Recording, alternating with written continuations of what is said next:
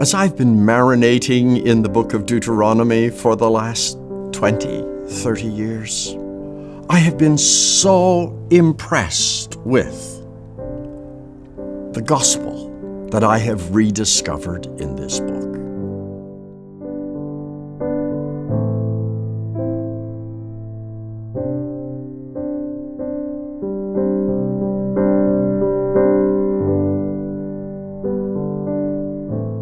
I find it to be a brilliant gospel that gives life.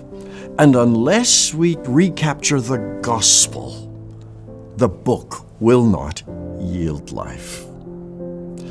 The gospel according to Moses is about God's grace lavished on Israel from beginning to end. Israel's story begins with gospel, it's gospel in the middle, and it's gospel at the end. Part of the problem is what Israel does with that gospel, and that's where they get themselves in trouble. But the problem is never the Lord or His revelation of His will, or if you want to call it even the law. This is the gospel according to Moses.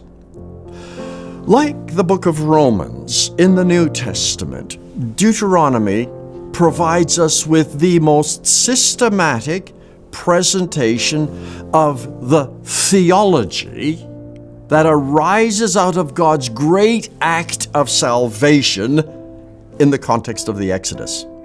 In that respect, it's like Romans. Paul is a second Moses who unpacks the theological significance of the incarnation, the cross, and the resurrection. And this is the gospel that he gives us in Romans. But the other side, it's also like the gospel of John. John is a gospel, like Matthew, Mark, and Luke. But he spends a lot more time reflecting on the theological significance of the events that have happened. Moses has had 40 years to think about what God has done. The book of Deuteronomy gives us his mature reflection.